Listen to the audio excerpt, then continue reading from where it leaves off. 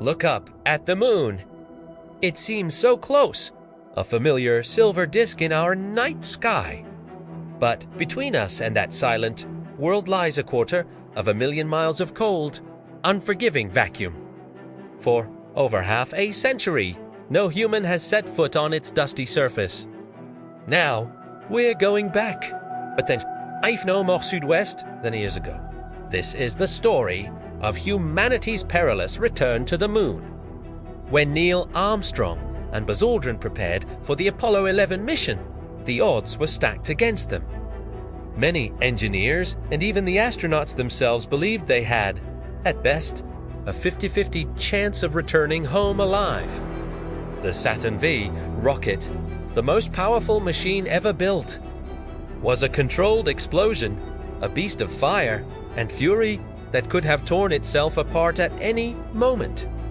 During the descent, their landing computer overloaded, flashing alarms that no one had ever seen during training. With only seconds of fuel remaining, Armstrong had to take manual control, flying over boulders and craters to find a safe spot to land. It was a miracle of skill, luck, and raw courage. They made it, but the universe reminded us just how thin the line is between triumph and tragedy. Today, a new generation is ready to take up the torch. The Artemis program isn't just about planting a flag and taking a few pictures. It's about building a permanent outpost, a gateway to the stars. But with greater ambition comes even greater risk. The Artemis I mission was an uncrewed test flight, a dress rehearsal that pushed the new Orion spacecraft to its limits. It flew farther from Earth than any human-rated vehicle ever has, testing its heat shield on a blistering re-entry at nearly 25,000 miles per hour. Everything had to work perfectly because the next mission, Artemis II, will have 4 astronauts on board. For the Artemis II crew, the 10-day journey around the moon will be a trial by fire. One of the biggest threats is radiation. Outside the protection of Earth's magnetic field, astronauts are exposed to a constant barrage of galactic cosmic rays and unpredictable solar flares. A single large solar event could deliver a lethal dose of radiation if the crew isn't adequately shielded. The Orion capsule has a dedicated storm shelter, but it's a cramped space designed for emergencies. The mission's success hinges on proving that this new generation of spacecraft can keep its crew alive for extended periods in deep space. The life support system is another major hurdle. On Apollo, the systems were designed to last for a little over a week. For Artemis and the future Lunar Gateway, these systems must operate flawlessly for weeks, months, or even years. The Artemis II mission will be the first real-world test of Orion's environmental control and life support system. It has to reliably scrub carbon dioxide, produce oxygen, and manage water. A failure in any one of these components, millions of miles from home, could be catastrophic. There's no quick rescue mission, no turning back. They will be on their own, relying on the technology in their capsule and their own training to survive. But it's not just NASA reaching for the moon anymore. A new era of commercial spaceflight has begun, with private companies taking on the challenge. We saw this recently with the Odysseus lander, built by Intuitive Machines. It was a landmark achievement, the first American spacecraft to soft land on the moon since Apollo 17, but its journey was anything but smooth. Just hours before its planned landing, engineers discovered that the lander's primary navigation system, its laser rangefinders, had failed. In a moment of incredible ingenuity, the team on the ground rewrote the flight software in real time to use an experimental NASA laser system that was on board as a payload. It was a desperate, last-minute fix that saved the mission. The landing itself was tense. Odysseus came down hard and tipped over, breaking one of its legs. It ended up resting on its side, a testament to just how difficult landing on the moon remains, even with modern technology. Its solar panels weren't optimally angled towards the sun, and communication was spotty. The mission was cut short, but it succeeded in its primary goal. It proved that a private company could design, build, and land a spacecraft on the moon.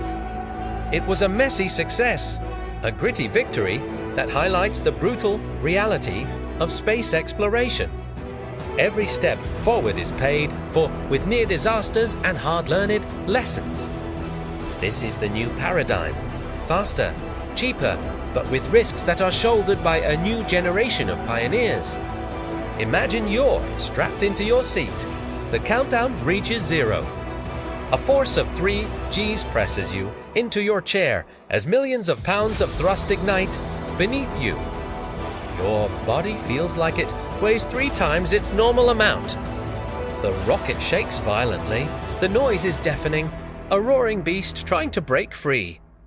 For 8 minutes, you are riding a controlled explosion, a thin metal shell separating you from oblivion. On s'enorbi, the Nautilus filing in the quiet void. Below you, the Earth shrinks to a beautiful blue marble, but there's no time to relax. Now, the real journey begins. Navigation in deep space is a complex dance of physics and mathematics. A tiny error in a trajectory burn could send you careening off course, missing the moon entirely and drifting into the endless black. You are a tiny speck in a vast, empty ocean, and your only lifeline is the math and the machines keeping you on track. Then comes the landing, the most dangerous part of the mission. You're hurtling towards the lunar surface at thousands of miles per hour. The engines fire, fighting gravity every second. The computer calls out altitude and velocity.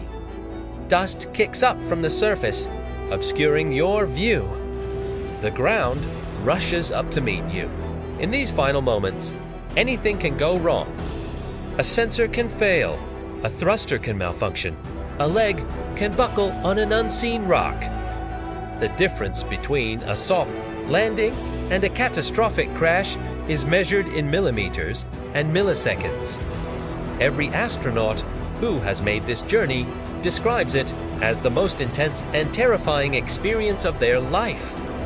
And even if you land safely, the danger isn't over. You are in one of the most hostile environments imaginable. The temperature swings hundreds of degrees from sunlight to shadow. The dust is like microscopic shards of glass, abrasive and toxic, ready to clog up mechanisms and damage your suit. And always, there is the risk of system failure. A leak in your suit, a fault in the lander's power system, a problem with the ascent engine that is your only ticket home. On the moon, there is no margin for error. So why do we do it? Why do we face these l'ifloroc? Because it's in our nature. The same spirit that drove early humans to cross oceans on wooden rafts, to climb the highest mountains, now pushes us towards the stars. We explore not just because of what we might find, but because of what the journey itself turns us into. It forces us to be better, smarter, and more resilient. It demands innovation and pushes the boundaries of technology, creating benefits that ripple back to all of us on Earth.